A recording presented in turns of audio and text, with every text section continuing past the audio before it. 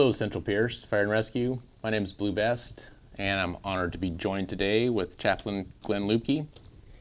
And today we're going to go over some of the functions and limitations of the peer support team here at Central Pierce Fire and Rescue.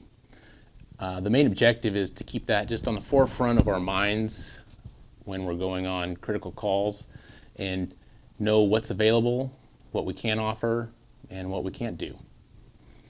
We're really fortunate here within our organization. We have almost complete support from our administration, and the critical calls that I've been involved in over the last couple years, there's really been no limits to what is offered by our admin. So the resources are available for us if we need to take ourselves out of service and discuss the calls and deal with them in the best way that we can.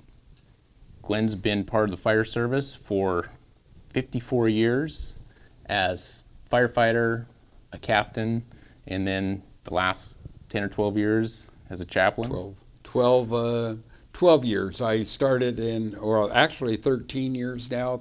I was 3 years as a volunteer chaplain, and then in 2012 I became a full-time chaplain for Central Pierce. So there's probably really no one in our organization that's dealt with more critical calls and how to deal with them. So it would be nice to get some information from a wise sage before he moves on. So to the questions. Glenn, could you please just explain why you see peer support team as vital here at our organization? Well, one of the things that I think is most important is the resiliency of us as firefighters, to be able to be at bad calls, to handle it, and to be able to bounce back from it. I don't care what kind of person you are. If you're on a really bad call or some call that somehow or other you connect to, and it goes from being a business or as usual to a personal, it's important to be able to talk about it, to be able to process it in our minds. So then one of that is just by talking with other firefighters, and then because PTS, just the post-traumatic stress, we're not talking about a syndrome, just happens when we're on bad calls. It just flat happens. So being able to process that and to adjust that is so important. And the peer team can come alongside and help you with that process. They've been there before, they've been trained, they're able to just sit down and listen and allow you to talk and to get through it. And I think that will help you rebound and be more resilient to calls if you'll let that process happen. And so letting the peer team come in is very important. Yeah, I totally agree. And I've definitely found in my career it's not always the standard call that you think of as a critical call that might hook you, as you say.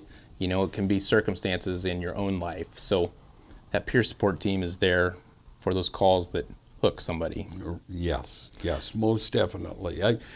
A good example of that is one that I had as a chaplain, and I was taking care of, it was a SIDS death, and I was with the grandmother who was watching, the baby died on grandma's watch.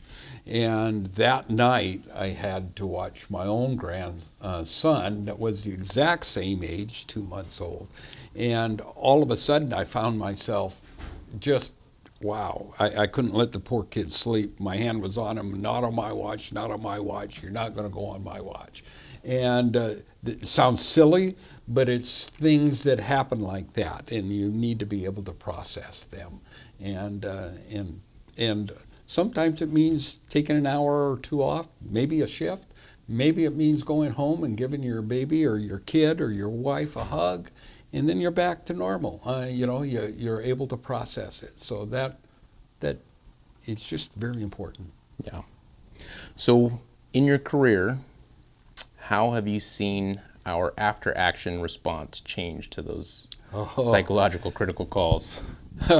When I first started, of course, a long time ago, it was suck it up, Buttercup, and you were plugged in all the time. You just if you can't handle that, you need to get out of the business.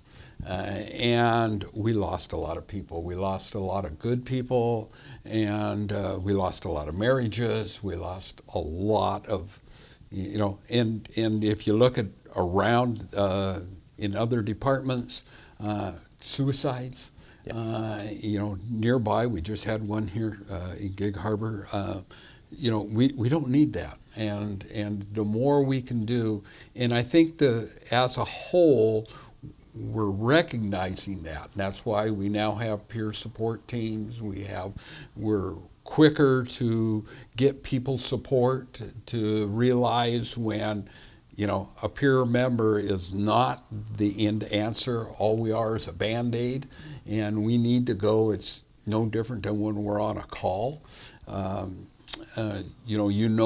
we can take care of it, or when we got to go to the emergency room, or when and the emergency room recognizes when they're not the next level, and it's even got to go a level higher, maybe to an ICU or whatever. So that's what the peer team has been trained to try and recognize what we can do, and when it's time to step it up and get to a next level.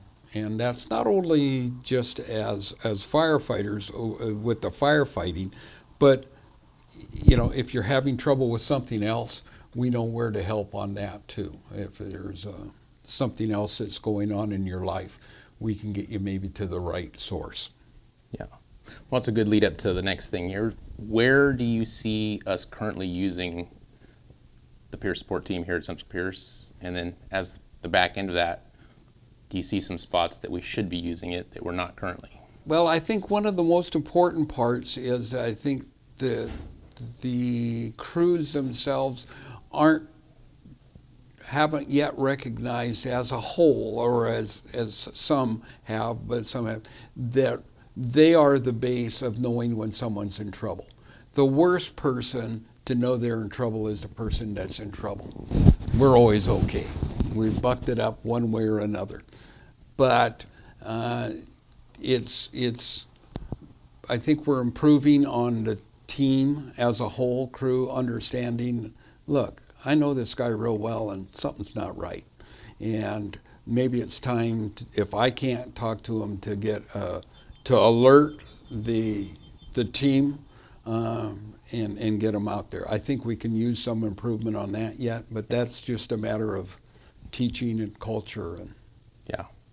And actually that's probably one of the reasons why we're doing this little video, is to hopefully just integrate that more into our system, so Right. everyone understands that the peer support team may not know when there's a critical call out there, and it takes the rest of the peers to recognize when someone's having some trouble, to kind of alert the system that we need to have some kind of action. Right.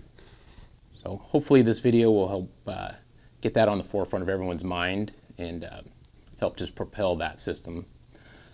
So I'm going to just go over just a few of the nuts and bolts of how we can access the peer support team, and then we'll wrap this up.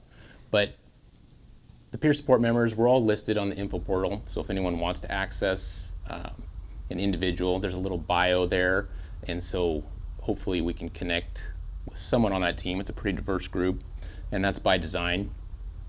And you may not connect with me, Blue Best, you may not know me, may not want to connect with me, that's perfectly fine. But hopefully there's someone on there that you feel like you would be able to talk to, or at least ask them if you need some help. That is hosted by the King County Fire Training Consortium. So within that, there's some other information that might be helpful. Probably the one thing that if someone's in some kind of critical mode is there's Code 4 Northwest. And what that is it's essentially a crisis line just for first responders. So it's staffed solely by first responders, and it's exclusively for first responders. So within that link, if someone's in a crisis mode, they have that available. And just to wrap it up, I think Glenn, you hit on it probably very precisely, but Just as our name says, we're a peer support team. We're just a bunch of peers. We have a little bit of training, but we're not psychologists, and so we're a good listening board and a good resource pool, so we can get other resources available. But ultimately, the best peer support we have is the rest of the crews. As a group, Central Pierce Fire and Rescue, we are all a peer support team, and so we want to just emphasize that with this little reminder of what our team does. Well, Glenn, thank you very much. I appreciate you coming down and shooting this video. Okay, thank you.